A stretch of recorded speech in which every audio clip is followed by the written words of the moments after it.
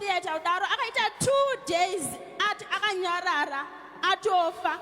Dr. mama wangu vakaenda mangwana acho vachibvunza zvikanzi mwana wenyu hapasisina, mwana wenyu atofa. Vakaudzwana nemashoko yayo nadokta. Dokta vakatokonfirma kuti munhu uyu ashayika. Atoshayika. Asi situation iri kwamunhu waMwari tokumbira family iri kukumbirawo kuti tokumbirawo tibatsirwa. Penyoka iyoyo pane zviri kutoitika waMwari. Chii chiri kuitika panyoka iyi? Panyoka iyi, nyoka iri kuuya ichimuudza. Nyoka iyi yakauya panguva yaanga akafa. Hanzi yakamuudza kuti toda kugocha, toda kudya. What happened to you? Right, one ndofunga muri kuona muri Zimbabwe kuti zvinhu zviri kuitika munyika yeZimbabwe zvinhu zvinotyisa, zvinhu zvinovhundutsa. Saka pane video yandinaro panapa randaona kupage kwaProfet kuda kwashe Jose. Hanzi munhu akarumwa nenyoka. Then nyoka iyoyo iri kuuya ichimuudza kuti zvinhu zviri kugocha.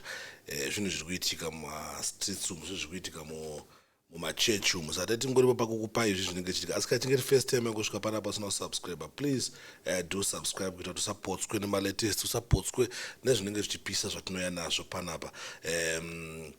Then kunoda kuzoenda kuchechi kwaProfet kuda kwashe Jose makasununguka kuti muende kuCity Sports Center ndoko vanonamatira vari ikoko. Saka panapa tichange tichinzwa nyaya iyi zvizere, then togara tiri up to date pana zvinenge zvichiitika.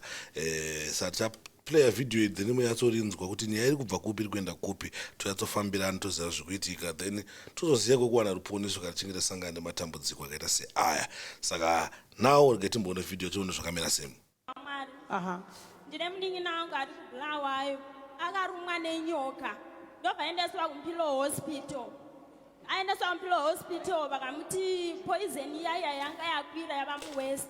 Ndobva vamumanikidza vamuendesa mutheatre. Vamuendesa mutheatre vakanomuoperate vachimudrena ropa rese vachida kumuisa rimwe nyowani because rese ranga rava affected. Ari mutheatre kudaro akaita 2 days ati akanyarara atofa. Dr. mama wangu vakaenda mangwana acho vachibvunza zvikanzi mwana wenyu hapasisina, mwana wenyu atofa. Vakaudzwana nemashoko yayo nadokta. 2 days ndikamhanya kumunhu waMwari ndikavaudza, vakanamata vakaisa prayer, tikabuda panze tikafona futi vakati atovhura maziso atomuka. After 2 days dokta vachiti atofa. Doctor, give the microphone to this slide. Amai, muri kuti doctor akataura kuti mwana atofa. Hanzi mwana atofa.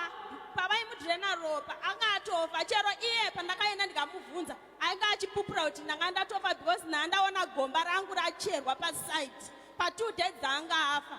Ndobva kwakandwa tsuro hana kuzokandwa iye. After my prayers. Saka doctor akatotaura kuti mwana uyu afa.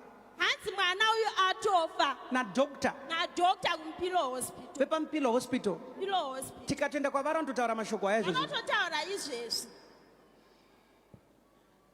Wamwari ndine kutenda ukuru. Handizivi kuti ndingatendawo sei naMwari vari munomu. Izvezvi mwana ari nani zvake hava right. Anotoita nyaya. Chete handina hangu foni kuti ndimutore video achitopupura kuti zvamakandiitira zvihombe. Doctor vakatokonfirma kuti munhu uyu ashayika. Atoshayika. 2 days akanyarara.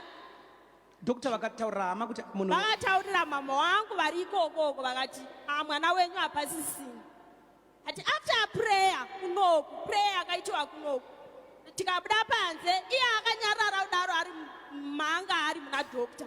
Takabuda panze tikafona kwakaita doctor akabuda panze vanga vasivarambidza panguva iyoyo vakavhura door. Ndobva vabuda panze ndobva vaudza mama wangu kuti mwana wenyu atomuka. Chimbomberera Jesu maoko. Yes, she's narrating a testimony where she's saying her sister was bitten by a snake and she was taken to hospital and she underwent a major surgery. And while she was in theater, she was confirmed dead after the poisonous snake venom, which has affected her. But soon after being prayed for, this lady was prayed for, even in the absence of the one who was in hospital, and she was made whole. She was confirmed okay now. Tuomberere Jesu maoko for such a powerful testimony. Wow. So the part that I like to hear is Dr. vakataura nemashoko avo vepampilo hospital. vevampilo hospital Vakati this one atofa vakati atisiya. atisiya and zveshuwa 2 days akanyarara and mama vangu vanga vakutoti atisiya Vanga vakutobhilivha kuti atisiya. atisiya nesituation iriko asituation iriko munhu wamwari tokumbira family iri kukumbirawo kuti tokumbirawo tibatsirwa pamusoro penyoka iyoyo pane zviri kutoitika wamwari Chii chiri kuitika panyoka iyi? panyoka iyi nyoka iri kuuya ichimuudza nyoka iyi yakauya panguva yaanga akafa hanzi yakamuudza kuti toda kugocha toda kudya handingaendi ndega ndobva vamuenda naye kunzvimbo kwavanga vachigocha vanhu asi kwakazonaya mvura Kwaigochwa moto vamwe? uyauya wadzima Kune vamwe vaitogochwa. kune vamwe vaitogochwa but panguva iyoyo hanzi paanga kunzi iye ndiye akuda kugochwa mvura yakatanga kunaya ya pakaipa Chimbomberera Jesu Zosangana nevanhu Maoko for mawanda. such a powerful testimony. hamana mukunyatsonzwa nyaya iri panhamba iri imi kana kuti nyaya iyi hamusi kunyatsoibata ihora. So inini pandinoona zvinhu zvakadai zvichiitika pandinonzwa matestimony akadaiwo ndinotry by all means kuti matestimony aya asvike kuvanhu because I believe and I know kuti out there kune vanhu vane matambudziko avari kusangana nawo but just because havazive kuti otizira kupi vanga kutozopedzisira wapinzwa muna taisireva nematambudziko iwa vakati watopinzwa kune imwe situation yekuti inenge isisakwanise kuhendlika because havasi kuziva kuti takaita matambudziko tinoenda kupi. So zvinhu zviri kuitika kuVictoria's Family International Church unotungamirwa naprofeti kuda kwashe Jose vanhu vari kuwana ruponeso vari kuwana rubatsiro. Sa guys tingori pakukupai then mokomenda nekuonawo mafungiro enyu imimi kana pachinge paine vanozivawo hama iyi vanogona kuconfirmawo kuti no we know this lady and we know kuti zvakaitika kupi and zvakafamba sei so that munonyatsoona zvishuwa kuti simba raMwari richiri kuoperata muvanhu and simba raMwari richiri kuchinonha chokushandiswa naMwari out there. Okay. Sada kuzona family yenyu. And it's also to get the testimony from the doctor, right? and vari kutokumbirisisa kumusha pane zviri kuitika futi muhupfu muri kuwanikwa muine ropa vauraya huku mune mutsipa 1 vawana mava nemitsipa 2 Pai. plate Eva waraya huku one. ivo vauraya huku 1 vawana muplate mava nemitsipa 2 kumbira kuti tokumbirawo ngazvichidzokera ngazidzokere muridzi wazvo tokumbirawo vanodzoka vachipa testimony but izvezvi vachiri kurapisa mwana It's all right. It's all right. Vakauraya huku one vakaona mune mitsipa 2. vakauraya huku 1 ndobva kwavawanikwa muplate mava nemitsipa 2 Hey. Tufia kwa. They slaughtered one chicken, but they are now seeing Amana. 2 necks Unoziva kuti of nyaya iyi chickens. ikutoramba ichiita deep ikuramba ichitokura. Nyaya yambotanga iri panyoka chinzi kune nyoka yakaruma musikana then yamuruma musikana panguva yanga ari mutheatre kana 2 days asina kumuka then yaimuudza kuti toda kukugocha then pakacherwa guva mudati munyatsobatisise nyaya iyi kuti munyatsonozviswa kuti nyaya dzinenge dzichiitika why you need God mulife mako unoda Mwari mulife mako why because Satani kana achinge yanzouya baba anenge asiri mafanis then nyoka ichimuudza kuti zvoni tira kugocha pakacherwa guva but guva iri aifanira kunge achikandwa imo makazokandwa tsuro then now wakutaura kuti zvoni kumba kwawo ikatsopa pule munyatsonzwisise zvandiri kuedza kuita sekutaura mvura yakatanga kunaya Chimbomberera Jesu Maoko for such a powerful testimony. Okay. Sada kuzona family yenyu. ati And it's also to munyatsonzwe get the zvavazotaura testimony from the after doctor, right? and vari kutokumbirisisa kumusha pane zviri kuitika futi muhupfu muri kuwanikwa muine ropa vauraya huku mune mutsipa 1 vawana mava nemitsipa 2 Pai. plate Eva waraya huku one. ivo vauraya huku 1 vawana muplate mava nemitsipa 2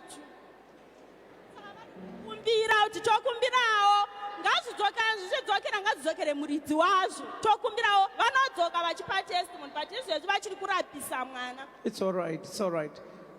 Vakauraya huku 1 vakaona mune mitsipa 2. Vakauraya huku 1 ndobva kwawanikwa muplate mava nemitsipa 2.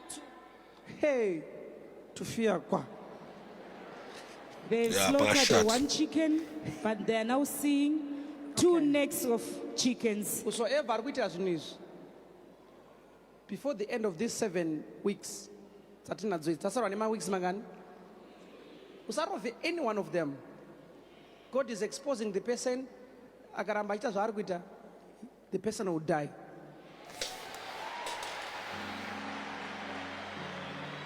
Right, sa muri Zimbabwe ndofunga muri kuona ndo zvinhu zviri kuitika munyika yeZimbabwe. Chinangwa chedu ndechekuti muzive zviri kuitika kuitira kuti kana masangano nematambudziko akafana newayo munoziva kukutizira.